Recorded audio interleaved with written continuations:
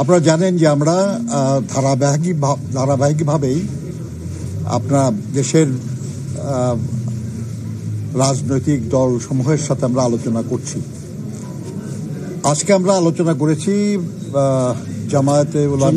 জমিয়তে উলামা ইসলাম বাংলাদেশের সঙ্গে, এবং আপনারা জানেন যে এই দলটি 4 দলীয় জোটের অংশ ছিল। এটা বহু বছর আগে থেকে, এবং বহু বছর আমরা একসাথে কাজ করেছি, এবং এই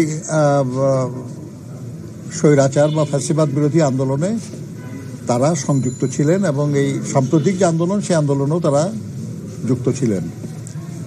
তো আমরা তাদের সঙ্গে কথা বলেছি। আমাদের দলের মহাসচিব মির্জা ফখরুল ইসলাম আলমগীর সাহেব উপস্থিত ছিলেন, এবং জমিয়তের 10 জন সিনিয়র নেতা তারা উপস্থিত ছিলেন। তালিকাটা আপনারা পেয়ে নিতে পারবেন। তো আমাদের মধ্যে অত্যন্ত সৌহার্দ্যমূলক পরিবেশে আলোচনা হয়েছে, এবং দেশের বিদ্যমান আর্থসামাজিক রাজনৈতিক পরিস্থিতি নিয়ে আমরা আলোচনা করেছি, এবং অনেক বিষয়েই আমরা একমত হয়েছি যে ইয়েস, এগুলো হলো প্রসঙ্গ, এবং এই প্রসঙ্গে আমাদের কোনো মতের তফাৎ নাই। এবং আমরা এটাও মনে করি যে কোনো দেশপ্রেমিক গণতান্ত্রিক রাজনৈতিক শক্তি দেশের মানুষের কল্যাণের জন্য যা কিছু করা দরকার সে ব্যাপারে দ্বিমতের কোনো কারণও নাই। সেটা হয় না, এবং আমাদের ভবিষ্যতে আমরা যে যুগপৎ আন্দোলন করছিলাম সেই আন্দোলন সবসময়ই সরকার বিরোধী হবে এমন কোনো কথা নাই। যুগপৎ আন্দোলন যে কোনো আকাঙ্ক্ষা পূরণের জন্য আমরা একসাথে করতে পারি। আমরা দেশে গণতন্ত্র পুনঃপ্রতিষ্ঠার লক্ষ্যেই ফ্যাসিবাদের পতন চেয়েছি। ফ্যাসিবাদের পতন হয়েছে, কিন্তু এখনো আমরা গণতন্ত্র পুনঃপ্রতিষ্ঠা করতে পারি নাই। এই গণতন্ত্র পুনঃপ্রতিষ্ঠার লক্ষ্যে দেশে জনগণের ভোটের মাধ্যমে অবাধ, সুষ্ঠু, নিরপেক্ষ এবং অংশগ্রহণমূলক একটা নির্বাচনের মাধ্যমে দেশে গণতন্ত্র পুনঃপ্রতিষ্ঠা হবে ইনশাআল্লাহ। এরকম একটা নির্বাচন অনুষ্ঠানের জন্য যা কিছু সংস্কার প্রয়োজন সেগুলো করেই এই নির্বাচনটা হবে, এবং সেটার জন্য মিনিমাম রিকোয়ার্ড যে টাইম, ন্যূনতম প্রয়োজনীয় সময়, সেটা তো লাগবে। কিন্তু আমি মনে করি না, আমরা আলোচনা করেছি যে আমরা মনে করি না আর কি যে সেটা করে নির্বাচন করতে খুব বেশি সময় লাগার কথা না। যাই হোক, এ ব্যাপারে আমাদের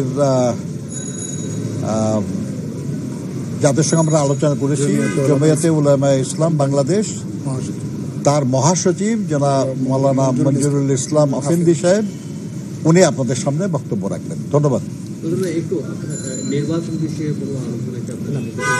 আমি যেটা বললাম এটা, আর তাছাড়া উনি বলবেন তো, ওনার কাছ থেকে শুনেন। আসসালামু আলাইকুম ওয়া রাহমাতুল্লাহি ওয়া বারাকাতুহু। সম্মানিত সাংবাদিক বন্ধুগণ, আমরা মহান আল্লাহর কাছে শুকরিয়া আদায় করছি যে আমরা সুস্থতার সাথে আজকে বাংলাদেশ জাতীয়তাবাদী দল বিএনপির এই গুলশান কার্যালয়ে আমরা দলের সম্মানিত মহাসচিব জননেতা জনাব মির্জা ফখরুল ইসলাম আলমগীর সাহেবের আমন্ত্রণে, দাওয়াতে আমরা প্রাচীনতম রাজনৈতিক দল জমিয়তে উলামা ইসলাম বাংলাদেশের পক্ষ থেকে 10 জনের একটি প্রতিনিধি দল আমরা সাক্ষাৎ করতে এসেছি। আল্লাহর কাছে শুকরিয়া আদায় করছি, আমাদেরকে দাওয়াত করবার জন্য, আমন্ত্রণ করবার জন্য আমরা বিএনপির কাছেও কৃতজ্ঞতা প্রকাশ করছি, তাদেরকে ধন্যবাদ জানাচ্ছি। অত্যন্ত হৃদ্যতাপূর্ণ পরিবেশে, চমৎকার পরিবেশে খোলামেলা আমরা আলোচনা করেছি। আমাদের অনেকগুলো জায়গাতে আমরা একমত হয়েছি। প্রথম যেই জায়গাটা আমরা একমত হয়েছি সেটা হলো যে মহান আল্লাহ তাআলার অপার অনুগ্রহে বহু শহীদের শাহাদাতের মধ্য দিয়ে বাংলাদেশ ফ্যাসিবাদ থেকে মুক্ত হলেও পরাজিত ফ্যাসিস্ট এবং তার দোসরদের অবিরত কুটচাল আর ষড়যন্ত্র থেকে, চক্রান্ত থেকে দেশ এখনো পর্যন্ত মুক্ত হয়নি। সঙ্গত কারণে আমরা একমত হয়েছি এই জায়গাটায় যে দেশপ্রেমিক আপামর জনতার একটা ঐক্য অপরিহার্য, যে কোনো ত্যাগের বিনিময়ে ঐক্য অটুট রাখতে হবে। এটা একটা মৌলিক জায়গা। আমরা খুব যৌক্তিক সময়সীমার মধ্যে আমরা দ্রুত নির্বাচন চাই। এটা আগেও আমরা মাননীয় প্রধান উপদেষ্টার সঙ্গে যতবারই আমরা সাক্ষাৎ করতে গিয়েছিলাম এটা বলেছিলাম, এখনো আমরা বলছি যে আমরা প্রয়োজনীয় সংস্কার শেষ করে আমরা 2025 সালের মধ্যেই আমরা জাতির বহুল প্রত্যাশিত নির্বাচন, এই নির্বাচনটি আমরা প্রত্যাশা করছি। আশা করি অন্তর্বর্তী সরকার দ্রুত সময়ের মধ্যে একটা সুষ্ঠু নির্বাচনের আয়োজন করবার জন্য, লেভেল প্লেইং ফিল্ড, সব দলের জন্য সমান সুযোগ এতটা নিশ্চিত করবার জন্য যতটুকু সংস্কার দরকার এতটুকু সংস্কার দ্রুত শেষ করে জাতির বহুল প্রত্যাশিত নির্বাচনের পথে নিয়ে যাবে দেশকে, আমরা এমনটা প্রত্যাশা করছি। আমরা দ্রব্যমূল্যের ঊর্ধ্বগতি নিয়ে আলোচনা করেছি।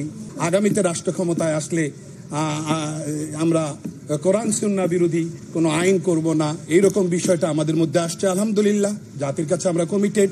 আমরা ধর্মীয় মূল্যবোধকে আমরা গুরুত্ব দিয়ে পথ চলবো। আল্লাহ তাআলা যেন আমাদেরকে একসাথে পথ চলার তৌফিক দান করে। এই পরাজিত শক্তি যেন কোনোভাবেই এমন কিছু করা ঠিক হবে না, এমন কোনো ফাঁদে পা দেয়া ঠিক হবে না কোনো অবস্থাতেই, যেই ফাঁদে পা দিলে পরাজিত শক্তি আবার পুনর্বাসিত হওয়ার কোনো ক্ষেত্র তৈরি হয়।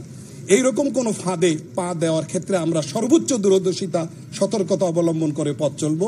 আমরা একসঙ্গে যুগপথভাবে আমরা পথ চলবো। আগে যেভাবে ছিলাম সেই 4 দলীয় জোটের থেকেই আমাদের মধ্যে হৃদ্যতাপূর্ণ সম্পর্ক ছিল, তখন থেকে আমরা পাশাপাশি ছিলাম, এখনো আছে, আগামীতেও থাকবো ইনশাআল্লাহ। সবাইকে ধন্যবাদ। Thank you.